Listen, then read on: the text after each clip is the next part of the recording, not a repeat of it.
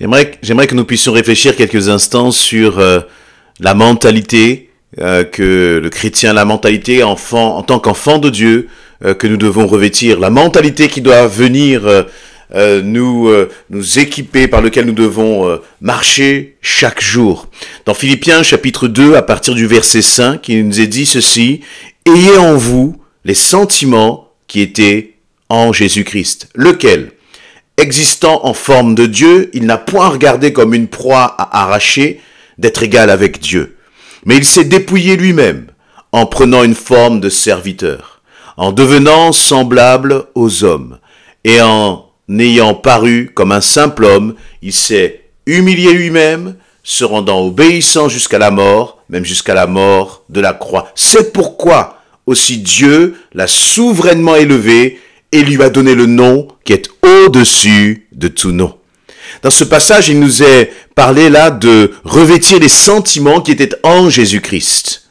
Attention là, lorsqu'il nous est parlé de sentiments, ce n'est pas, on pourrait penser qu'il nous est parlé d'émotions, de ce que nous ressentons. Non, ce n'est pas du tout cela. Derrière ce terme sentiment, il y a, on pourrait le comparer, ce serait synonyme de revêtir l'état d'esprit. Revêtez l'état de cœur, revêtez la mentalité qui était en Jésus-Christ. Parce que derrière, lorsqu'on détaille ce qui nous est dit là, on voit tout de suite que c'était pas une question de sentiment et d'émotion, mais c'était une question de détermination. C'était une question de mentalité, d'état d'esprit, de façon de penser, de se comporter. Voilà ce qui animait le cœur de Jésus. Et quel était cet état d'esprit? Quelle était cette mentalité? Il nous est dit que, ayant vous les sentiments qui étaient en Jésus-Christ, lequel, existant en forme de Dieu, il n'a pas regardé comme une proie à arracher d'être égal à Dieu.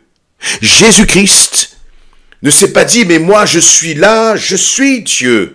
Je ne vais pas descendre sur cette terre alors que j'ai tous les droits, j'ai tous les pouvoirs, je ne vais pas m'abaisser à descendre de mon ciel de gloire pour venir sur cette terre. Non!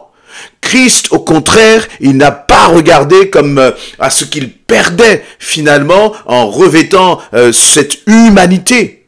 Mais au contraire, il s'est donné. Verset 7, il va dire, Christ s'est dépouillé lui-même. Et lorsque Paul écrit cela, il n'est pas en train de nous dire d'essayer de nous faire rêver sur qui Jésus était et comment Jésus s'est comporté. Non, il est en train de nous expliquer d'une façon claire, voici comment Jésus s'est comporté. C'est bien de s'émerveiller sur la façon dont Jésus, bien sûr, s'est comporté. Mais ce que Dieu attend de nous, c'est que toi et moi, en tant qu'enfants de Dieu, nous nous comportions de la même façon que Jésus-Christ. Jésus-Christ, lorsqu'il agit, il n'agit pas simplement pour nous émerveiller. Mais il agit aussi très souvent parce qu'il agit en modèle. Et en modèle, il nous dit, moi, voici de quelle façon j'agis et je réagis. Et je te demande à toi, en tant qu'enfant de Dieu, d'agir de la même façon.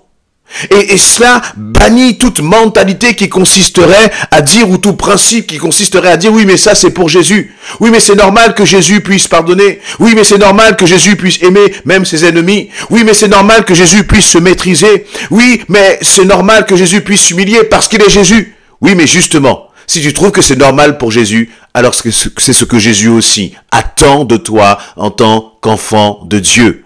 Un enfant hérite finalement des caractéristiques de ses parents. Tu es enfant de Dieu, tu hérites alors aussi des caractéristiques de Jésus-Christ. Tu dois hériter de son caractère, tu dois hériter de sa mentalité, tu dois hériter de l'état d'esprit de Jésus-Christ. Et lorsque je dis tu, je me mets bien sûr dans le lot parce que je suis pleinement concerné, et encore moi le premier très certainement qui partage cette pensée, je suis concerné. Jésus était prêt à perdre ses droits. Es-tu toi aussi prêt à perdre parfois ta position? Est-ce que tu es prêt parfois à être humilié? Est-ce que tu es prêt parfois à être rabaissé? Jésus a été rabaissé, il a été traité comme un moins que rien. Lorsqu'il est arrivé dans le tribunal de Pilate, entre lui et un voleur qui s'appelait Barabbas, on a dit crucifiez Jésus. Il a accepté cela. Et nous n'acceptons pas parfois d'être humilié. Bien sûr, c'est dur, bien sûr, ça fait mal, c'est difficile, ce n'est pas juste du point de vue purement humain, et même du point de vue de Dieu. Ce que Jésus-Christ a subi n'était pas juste, mais pourtant il l'a accepté. Il l'a accepté et il nous dit, ayez la même mentalité que moi, nous dit Jésus. Revêtez les mêmes sentiments que moi, revêtez la même façon de penser que moi, le même état d'esprit. Verset 7, il s'est dépouillé lui-même. Jésus est donc a été prêt à abandonner beaucoup de choses, beaucoup d'attributs, beaucoup de ses privilèges. Pourquoi? Par amour pour toi, par amour pour moi, pour que la volonté de Dieu se fasse. Et parfois, il faut que nous acceptions de passer par certaines difficultés. Parfois, il faut que nous acceptions de passer par certains parcours de vie difficiles pour que la volonté de Dieu s'accomplisse. Même si nous avons envie de réagir, même si nous avons envie de régler la situation par nos propres moyens, même si nous avons besoin que les choses s'accélèrent finalement, pour trouver très rapidement la porte de sortie, la porte de secours dans la situation, dans l'épreuve que nous sommes en train de traverser, je crois qu'il n'est jamais bon d'intervenir quand le Seigneur nous a dit « Attends ». Il n'est jamais bon d'essayer de précipiter les choses lorsque le Seigneur nous a dit « Laisse-moi faire ». Il faut lui faire confiance. Et finalement, le Fils a fait confiance au Père Céleste. Le Fils a attendu le moment que le Père avait choisi pour que la situation se règle, pour que la situation se transforme. Et c'est pour ça qu'il nous est dit dans le verset 9, c'est pour ça aussi que Dieu l'a souverainement élevé. Le Père a souverainement élevé le Fils, parce que le Fils a attendu et a agi selon la volonté du Père. Il a dit qu'il a pris, Jésus-Christ a pris une forme de serviteur. Face à ton époux, face à ton épouse, face à tes enfants, est-ce que tu acceptes de prendre une forme de serviteur? Parfois c'est difficile avec nos enfants et puis on a envie de réagir un peu au quart de tour lorsqu'ils ont une attitude peut-être parfois désagréable ou qui nous bouscule un peu parfois. Mais je crois que là aussi il faut chercher à voir, Seigneur, comment toi tu veux que je réagisse. C'est pas le tout d'avoir une autorité. Ce qui est important, c'est d'exercer cette autorité selon le cœur de Dieu et selon ce que Dieu nous demande. Christ avait toute autorité et il aurait pu pulvériser tous ses détracteurs, tous ceux qui s'opposaient à lui. Mais il a décidé de ne pas exercer cette autorité. Il a décidé d'exercer cette autorité selon, en conformité avec le cœur du Père. Et nous, ce n'est pas parce que tu as une autorité, ce n'est pas parce que tu as un pouvoir que tu dois l'exercer en pressant, en faisant pression sur les autres, en parlant d'une façon qui n'est pas conforme à ce que Dieu veut. C'est facile d'exercer l'autorité d'une façon, je vais dire même c'est facile d'exercer de l'autoritarisme. Mais exercer l'autorité selon le cœur de Dieu, ça demande beaucoup de sagesse. Ça demande d'être un chef, d'être, j'allais dire, un responsable avec beaucoup d'humilité. Et Christ, il avait cette humilité. Et c'est pour ça qu'il va dire, ayez en vous les sentiments, le caractère, l'état d'esprit qui m'animait. Verset 8, et vers fin du verset 7, il nous a dit qu'il est paru comme un simple homme. Alors que nous essayons de montrer aux autres ce que nous pouvons faire. Nous essayons de prouver. Nous essayons d'impressionner. Jésus-Christ, il a fait tout le contraire. Il a paru comme un simple homme. Il n'avait rien pour attirer le regard. Et si ce n'était pas encore suffisant, il s'est humilié lui-même. Il s'est rendu obéissant jusqu'à la mort. Jusqu'à la mort. Parfois, dans notre obéissance, nous mettons des limites avec le Seigneur. Nous disons, mais Seigneur, oui, finalement, nous ne le disons pas, mais c'est comme ça que nous nous comportons. Seigneur, je vais t'obéir. Oui, je vais t'obéir. Et puis on commence à s'engager. On commence à obéir. Mais on voit que plus on obéit, plus il y a des obstacles. Plus on obéit, plus il y a des difficultés, plus il y a des combats. Et donc là, nous commençons à limiter notre obéissance. Nous commençons à mettre une limite à notre capacité d'obéir. Voyez, parce que nous disons que nous souffrons trop, que ce n'est plus possible. Alors, parce que ce n'est plus possible, nous décidons de ne plus obéir. Mais c'est là que finalement nous aggravons la situation. Parce que à notre situation difficile, nous ajoutons en plus la désobéissance. Christ, qu'a-t-il fait?